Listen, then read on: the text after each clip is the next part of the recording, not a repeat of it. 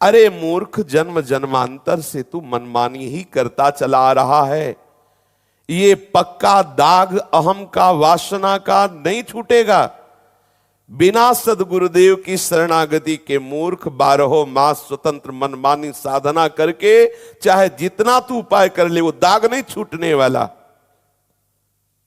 पूरे महीनों की बात जाने दू, तू केवल एक रात्रि गुरुदेव की उपासना के अनुसार तू चल के देख। आहा, एक रात्रि को जोरी लगावे छोरी दे भरी मासा। ये बात तू एक रात्रि केवल गुरुदेव की आज्ञा में चल के देख, तुझे कैसा अनुभव में आता है। मनमानी 12 महीना करता रहे तो दाग नहीं छूटने वाला। तू एक रात्रि, अर्थात उदाहरण कर दे रहे, एक बार तू गुरुदेव की आज्ञा में केवल रह के देख। कोई भाग्यशाली भगवत कृपा पात्र ही गुरुदेव की आज्ञा में रहते हैं, नहीं सदैव मन रूपी गुरुदेव की आज्ञा में सब रहते हैं। जैसा मन कहता वैसा हम हमारा मन माने तो गुरुदेव के वचन अमृत, अगर मन न माने तो गुरुदेव को भी ना माने। सारा का सारा खेल इस मन पर आधारित है, इसलिए ऐसा ना करो। जीवन का परम लाभ प्राप्त करने के लिए संत भगवान की, सदगुरुदेव भगवान के वचनामृत को पूर्ण निष्ठा के साथ अपने जीवन में उतारो, उसी से हृदय का दाग जाएगा। एक रात्रि को जोरी लगावे छोरी दे भरी मासा। एक रात्रि जोर कर लो, बस मुझे गुरुदेव के अनुसार चलना है, जो गुरुदेव आज्ञा करेंगे बस, आगे हमें नहीं, हमें सिर्फ सदगुरुदेव की आज्ञा के अनुसार चलना है। तो बोले आप देखो बहुत जल्दी वो दाग मिट जाएगा। मोक्ष मूलम गुरु कृपा, सदगुरुदेव के द्वारा दिया हुआ साधन हमारे हृदय को निर्मल कर देता है। भले वो देखने में लगे कि बहुत साधारण साधन है, मनमानी बहुत कठोर साधन होने पर भी वो दाग नहीं जाता, और गुरुदेव का कृपा पात्र साधारण चेष्टा दिखाई दे रही है। आद्य गुरु भगवान शंकराचार्य जी की केवल लंगोटी ही तो धोते थे। क्या नाम था उनका? त्रोटकाचार्य। हाँ, केवल उनकी आज्ञा के अनुसार उनकी शरीर सेवा, समस्त ज्ञान उनके हृदय में प्रकाशित हो गया। गुरुजनों की आज्ञा यही हमारे हृदय के दाग को मिटाएगी। ये परम भागवत ज्ञान शिरोमणि है श्री कबीरदास जी, कह रहे एक रात्रि गुरुदेव की आज्ञा जोर करो, केवल आज्ञा के अनुसार चलो, फिर आप देख लो दाग मिटने लगेगा।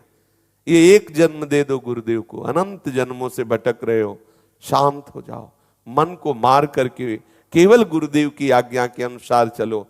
कहीं और आनंद नहीं है, आप स्वरूप में ही आनंद स्वरूप हो। आपका स्वरूप ही है चेतन अमल सहज सुख राशि। आप आनंद समुद्र में वास कर रहे हो, आप आनंद स्वरूप हो, आप आनंद सिंधु के बच्चा हो। कहीं बाहर आनंद थोड़ी, केवल ये जीवन यात्रा हो रही है। ये प्रारब्ध पहले से निश्चित है, सुख दुख का, इसका लाभ हानि का। भगवत प्राप्ति का निश्चित नहीं है। तू बैठ जा, बस इतनी भगवत प्राप्ति है। सकल कामना हीन जे, यही बैठना है। जा ही न चाहिए कबों कछु, यही बैठना है। बैठ जा, अपने स्वरूप में आ जा। स्वरूप पूर्ण है, उसे कोई भी वस्तु व्यक्ति स्थान की आवश्यकता नहीं। किसी बाहर सामग्री से, बाहर चेष्टा से जो आनंद मिलता है वो स्वरूपानंद नहीं है। मिला और छीण हुआ वो आनंद नहीं है। एक रस जो रहता है वो आनंद, वो हमारा स्वरूप है, वही हमारा स्वरूप है। हमारे आराध्य देव का वही आनंद सिंधु सुख राशि, चेतन अमल सहज सुख राशि। कहां फंसे हुए हो? लौटो, अंतर में लौटो, सच्ची बात मानिए। चाहे भक्ति से, चाहे कर्म योग से, चाहे ज्ञान योग से, चाहे अष्टांग योग से, सबका अंतर्मुख होकर चित्तवृत्ति का निरोध करके स्वरूप में स्थित हो जाओ। चाहे सहचरी स्वरूप में, चाहे गोपी स्वरूप में, चाहे आत्म स्वरूप में। श्री कबीरदास जी महाराज कह रहे हैं, कहत कबीर सुनो भाई साधो, आछत अन्न उपासा। अछत अविनाशी सच्चिदानंद सुख हृदय में विराजमान हो। अन्य वासनाओं से भटक रहे हो, किसी व्यक्ति से, किसी वस्तु से, किसी स्थान से आनंद की आकांक्षा कर रहे हो, भ्रम है। किसी वस्तु, व्यक्ति, स्थान में आनंद नहीं, आनंद आपके हृदय में है, अखंड है, अविनाशी आनंद है, सदैव सदैव के लिए पहले से विराजमान है। लौट आओ हृदय में। महापुरुषों के जीवन चरित्र, महापुरुषों के अमृतमय वचन, ये हमें लौटने की शिक्षा दे रहे हैं। ये बहिर्मुक्ता से भागिए, अंतर्मुक्ता में आ जाइए। जितनी उपासना है वो सब अंतर्मुक्ता के लिए है। जैसे प्रगट ठाकुर जी की सेवा है, उसका परिणाम है मानसिक सेवा में प्रवेश हो जाना। देख लीजिए, प्रगट सेवा का परिणाम है मानसिक सेवा में प्रवेश हो जाना। जब तक मानसिक सेवा में प्रवेश नहीं हुआ तब तक प्रगट सेवा का आपको फल नहीं मिला। भाव देश में प्रवेश हो जाना ये समस्त साधना का फल है। चलते फिरते उठते बैठते अपने स्वरूप में रहने की चेष्टा करो। जो भी चेष्टाएं करो वो सब अपने भाव से युक्त होकर, मैं श्री जी की दासी हूं, मैं श्री जी की सखी हूं, उसी भाव से रह के जो भी सेवा कर रहे हो, जो भी व्यवहार की परमार्थ की, सब अपने भाव में रहते हुए करो। थोड़ी थोड़ी देर में चिंतन करते रहो, आप कौन हैं, आपका संबंध क्या है। जहां आप बाहरी व्यवहार में फंसे, अंतर के चिंतन से रहित हुए, यही बस माया है, यही अविद्या है, यही अज्ञान है, और यही भक्ति का स्वरूप है। अपने स्वरूप में रहते हुए सारी चेष्टा करना। ठाड़े बैठे परे उताना, कहे कबीर हम राहें ठिकाना। यही तो बस संत और विषयी पुरुष में अंतर है। वो चेष्टाएं वैसे ही संसारिक करता हुआ भले दिखाई दे, लेकिन रहता वो अपने ठिकाने पे है। वो भले भागवतिक चेष्टाएं करता दिखाई दे रहा है, लेकिन वो रहता संसार में ही है, संसारी पुरुष। उद्देश्य, लक्ष्य की दृढ़ता, आनंद की दिव्य अनुभूति। आनंद सिंधु मध्य तव वासा। हमारी ये बहिर्मुखता हमें, हमारे हृदय में ही आनंद समुद्र प्रभु विराजमान है, हम उन्हीं की गोद में हैं, ये अनुभव नहीं होने देते। ये जो हमारी इंद्रियां हैं और हमारा मन, ये सदैव प्रकृति का ही आकर्षण, प्रकृति में ही सुख बुद्धि, प्रकृति में ही महत्व बुद्धि, प्रकृति की तरफ ही बार बार जाना, यही हमें अपने आनंद सिंधु का अनुभव नहीं होने दे रहा। मना खष्टानि इंद्रियाणि प्रकृति स्थानि कर्षति।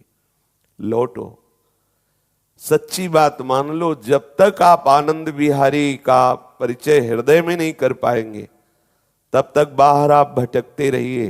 ये भटकन शब्द रहेगा। चाहे आप तीर्थों में चले जाइए, चाहे आप जहां चले जाइए, जब तक अंतर्मुखता नहीं आएगी, चित्त मनंत ईशे, जब तक अपना चित्त, अपनी समस्त वृत्तियां, समस्त इंद्रियां अंतर्मुख होकर एकमात्र आराध्य देव में नहीं लगेंगी, तब तक ये प्यास बुझने वाली नहीं। जो इंद्रियों से बाहर विचरण करते रहते हैं, इसीलिए राग द्वेष सुख दुख मान अपमान, ये सब हमारे ऊपर कभी व्याप नहीं सकता। फिर भी हम इसी में फंसे रहते हैं।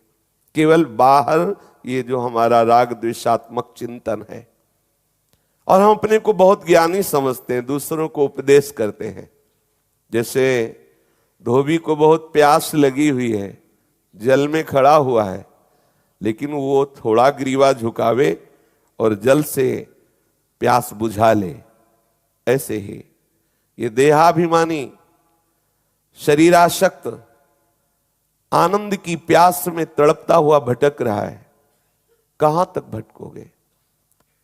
दौड़ के देख लो, जितना दौड़ना है दौड़ के देख लो, जितना भ्रमण करना है भ्रमण करके देख लो। जो जो आपको बाहर आनंद का स्थान लग रहा है वहां चल के देख लो, जाके देख लो। जब तक आप अंतर्मुख होकर एक एक वृत्ति भगवदाकार नहीं कर देंगे, तब तक आपको परमानंद का अनुभव नहीं होगा।